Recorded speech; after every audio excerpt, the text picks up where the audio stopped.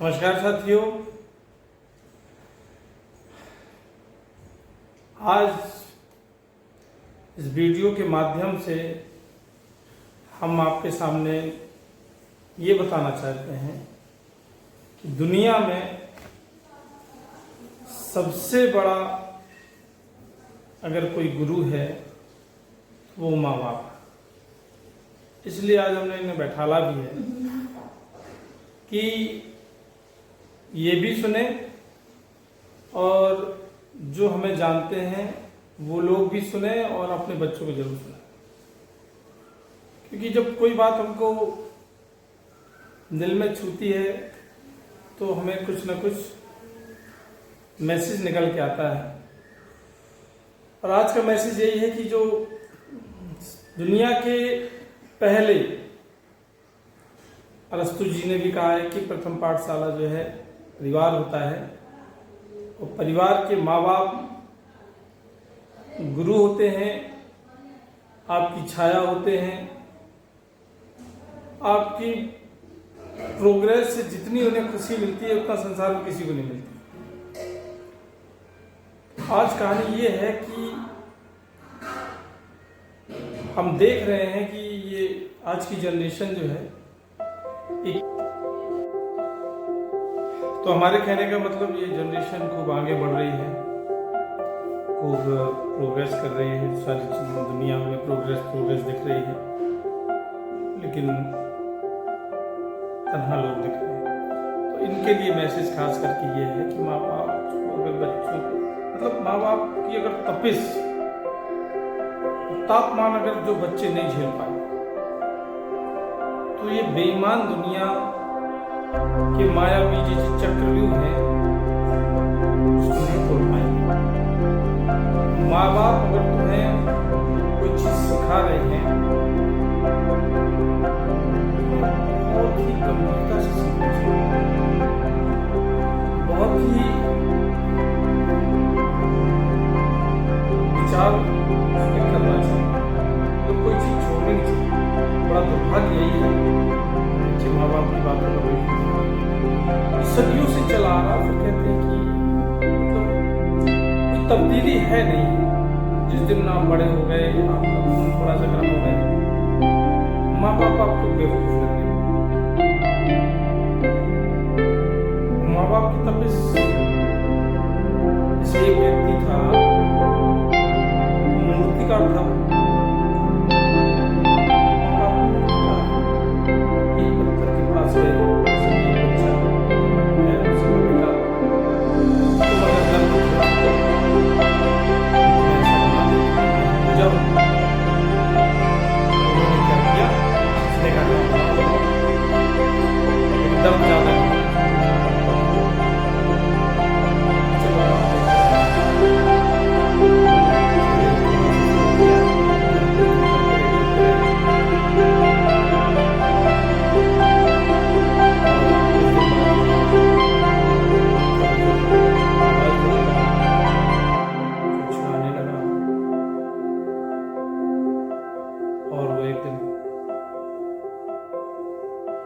खड़ा हो जाता है उसके सामने कि भैया ये रहने दीजिए, हमारे बस की नहीं है।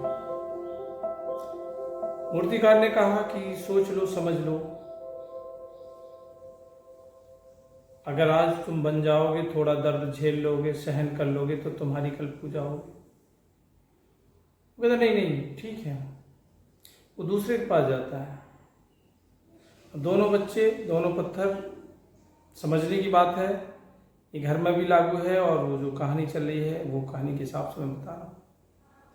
मूर्तिकार दूसरे पत्थर के पास जाता है, कहता भैया आपको मैं बढ़िया मूर्ति बना दूँ, आपकी पूजा होगी। उसने हाँ जी बनाए। बोले दर्द होगा? बोले दर्द सहन करेंगे। उन्होंने दर्द लगता रहा, पत्थर को बनाते रहे और वो एक दिन अच्छी मूर्ति बन जाती है और वो उठा के मंदिर में रख दी जाती है, उसकी पूजा होने लगती है। और जो नहीं कर दिया तो वो बाहर मंदिर के रख दिया जाता है, वो दर्द से बचना चाह रहा था। और वो नारियल जो है लोग बाग आए उसी के सर पे दे मारते थे जो बचना चाहता था, और जो गरी निकल आती थी, जो अंदर रखी थी मूर्ति, उस पर चढ़ाई जाती थी। तो औलादें अगर माँ बाप की बातों को सुनते हैं, समझते हैं, तो ठीक यही कंडीशन है कि जो बेटा समझ लेता है वो पूजा होती है उसकी। और जो माँ बाप की बातों से तुम्हें चिड़चिड़ाहट होने लगे, माँ बाप की बातों से तुम्हें गुस्सा आने लगे, भाई एक समय तक, फिर तो अपनी अपनी जिंदगी का खुद मालिक हो जाते जब तक उनकी चलती। तो मुझे नहीं लगता कि आज तक कोई माँ बाप ऐसे पैदा हुए हैं जो चाहेंगे कि हमारे बच्चे, दुनिया तो वो नहीं चाहेगी लेकिन माँ बाप जरूर चाहते हैं कि हमारे बच्चे हमसे 10 गुना, 50 गुना, 100 गुना ज़्यादा आगे जाए। और हर माँ बाप जो है यही जो है भावना लेकर जो है, तो माँ बाप की तपिश जो है वो झेल नहीं पा रहे जनरेशन। माँ बाप कितने यार, उनका अगर वो कुम्हार रूपी घड़ा बनाते हैं, इतनी कोमल मिट्टी रहती है, उसको ठोक पीट के एक से करते हैं, फिर आग में जलाते हैं, फिर बाद में जो है इतनी सारी जो प्रक्रियाओं से गुजरता है, तब जाके वो शीतल जल दे पाता है। तो जीवन भी ठीक इसी प्रकार है मेरे नौजवानों। आप अगर जो तुम्हें कहा जाएगा, थोड़ा तुम्हें हो सकता है कि तुम्हारे खून में गर्मी की वजह से तुम्हें गुस्सा जल्दी आ जाए,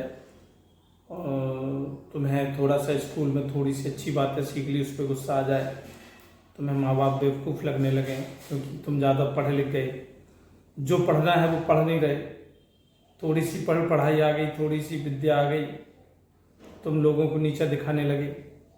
विद्या वो नहीं होती, विद्या गंभीरता लाती है, विद्या जो है प्रेम लाती है, देश प्रेम लाती है। और वो विद्या जो है हमारे आपके पास बहुत कम रहती है। सारी विद्या क्या है, एक दूसरे को नीचा दिखाने की, अहंकार की विद्या ज़्यादा सिखाई जाती है। समझ रहे, इतना सारा पैसा बर्बाद हो रहा है और फिर उस पर भी ये माशाल्लाह इंग्लिश मीडियम के स्कूल, पैसा चाहिए बहुत भयंकर, बाकी जैसे पढ़ा रहे हो केवल केवल केवल अहंकार की बातें और केवल उसको संस्कार कुछ नहीं। देखो हर जगह मतलब अक्सर सुनने में आ रहा है कि बेटियों के साथ यही संस्कार है जो माँ बाप की तपस्या नहीं झेल पाए, गलत करने के लिए आतुर हो गए, कोई किसी का गला काट दे रहा है, ये कैसे संस्कार है। कोई किसी की चोरी कर ले जा, कितनी तकलीफ के बाद जो है बेचारे ने पैसा जोड़े अपनी बेटी के लिए और सामान आमान रखा, सुबह शादी थी और रात को चोरी करके ले गए। जरा भी नहीं सोचा कि जिसने जीवन भर कमाया उसकी बेटी का क्या होगा। मतलब इंसानियत तो देश के लिए सब अपना उल्लू सीधा कर रहे हैं। तो मेरे कहने का मतलब कोई भी चीज़ ले लीजिए, शुरुआत घर से होती है, परिवार से होती है, संस्कार से होती है। और इन चीज़ों को अगर नहीं समझ रहे हो, नहीं हो पा रहा है, तो आप ये समझ लीजिए कि आगे जो है सिवाय बर्बादी के अलावा कुछ नहीं है। फिर हम आगे जब खुद जाके माँ बाप बनते हैं तो कहते हैं हमारे माँ बाप बहुत सही कहते थे। अभी 1-2 लोग हम जानते हैं जो हमारे ही परिवार के हैं और रिश्ते में लगते हैं, माँ बाप ने उनसे कहा कि पढ़ाई करो, तो बेरी में चढ़ जाते थे, वो हैं लवेड़े में चढ़ जाते, छुप जाते थे उनके पत्तों में। अब जब वक्त निकल गया, वो बूढ़े हो गए, कुछ नहीं कर पाए, आज कहते हैं कि काश यार हम पढ़ लेते, तो जो 50 किलो की बुढ़िया पीठ पर नहीं लादनी पड़ती, 300 रुपया में फिक्स ना हो जाती जीवन, 300 या 500 जब लीद निकल आती है तब देती है दुनिया। तो ये हार्ड वर्क हो गया और पढ़ाई लिखाई वाला स्मार्ट वर्क।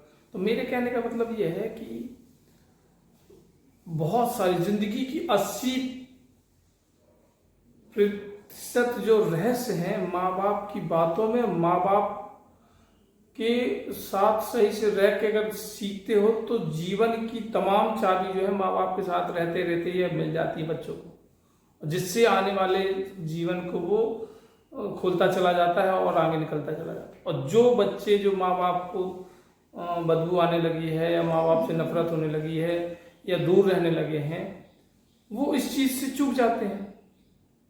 आगे चल के उन्हें हारना ही है, वो अपनी पत्नी को परेशान करेंगे या समाज को या जीवन काल में किसी ना किसी को।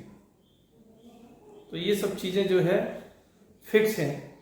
मेरी बात को समझने की कोशिश करिए, और जो प्रेम में और जो आपस में संयुक्त परिवार रहने में मजा है, वो एक दूसरे का कुल्ला पकड़ के जो मोबाइल चलाने की प्रक्रिया शुरू हो रही है, ये एक दिन तुम्हें ऐसा डसेगा सबको कि ढूंढे पानी नहीं मिलेगा। समझ रहे हो? ये बहुत खतरनाक चीज होने वाली है। इसलिए भैया सावधान रहें, सतर्क रहें, अपना ख्याल रखें। और हमारी तो कोशिश यही रहती है कि हम आप लोगों को कुछ सिखाएं, तो ये हमारे लिए बहुत अच्छी बात है। थैंक यू, धन्यवाद, सादर नमस्कार सभी लोगों को।